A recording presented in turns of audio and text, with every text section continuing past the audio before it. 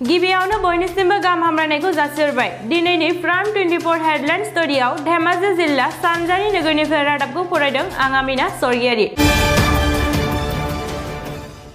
दिनैनि गाहाय रादाबफोरा जाबाय आसामनि गिबि मन्त्रि सर्बानन्द सोनोवालआ भारतनि गाहाय मन्त्रि नरेन्द्र मोदीजों 3 साननि थाखाय सावरायहैनाय जादों। इम्फलाव बम ब्लास्टनि थाखाय 7 सुबुं जखम जायो। अस्ट्रेलिया आरो पाकिस्ताननि T20 खेलनि फिथाइ। मेघालयानि गिबि मन्त्रिया बांलादेशनि लामायाव दावबायदों।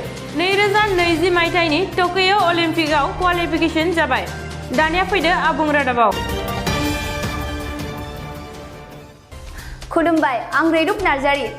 5 नभेम्बर खालि आसामनि गिबि मन्त्रि सर्बानन्द सोनोवालआ भारतनि गाहाय मन्त्रि नरेन्द्र मोदीजों आसामनि थाखाय सावरायनो दिनै ओंखारबोबाय।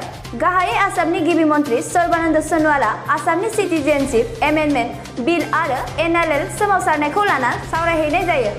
फारसेथिं नागा आरो आसामनि गेजेराव जानाय दावराव-दावसि, बर'नि NDF आरो आल्फानि नागिरनाय मोन्थाइ बायदि जेंनाखौ लाना आरो आसामनि आसुनि माखासे दाबिथायखौ थाबैनो सुस्रांना होनो थाखाय आसाम सरकारा भारतनि गाहाय मन्थ्रिनिसिम थांदों। 5 नभेम्बर खालारखालि इम्फलनि टंला बाजार मुंनि जायगायाव फुंनि 9:20 AM आव 5 पुलिसमेन आरो सासे सुबुङा बम ब्लास्ट जानायनि थाखाय गाज्रि जखम जायो। बे जखम जागिरिफोरखौ साखाथिनि फाहामसालियाव थिसननाय जायो। रायजोनि गाहाय मन्थ्रिनि बेथोन बायदि थाबैनो दायनिगिरिफोरखौ हमना साजा होगोन आरो जायफोर सुबुङा आघात जादों बेसोरनो 1 लाख रां होनो थाखाय आखायाव लाबाय। सुलुं मोननाय बायदिब्ला दायनिगिरिखौ हमनो थाखाय आसाम राइफल रैखाथि बिफाननो आखायाव हैनाय जाबाय। बावैसो फोसावनाय बायदिब्ला जाय बमा बेरहोदोंमोन बे बमाया 230 ग्राममोन। 5 नभेम्बर खालारखालि केनबेरायाव अस्ट्रेलियानि हेंथायै पाकिस्ताना T20 खेलाव अस्ट्रेलियाया 7 उइकेटआव देरहासार जायो। बे खेलाव पाकिस्ताना गिबियै 20 अभाराव 6 उइकेट जाना 150 रान खालामो। नाथाय अस्ट्रेलियाया 18 अभाराव 3 उइकेट जाना 151 रान खालामना देरहासार जायो।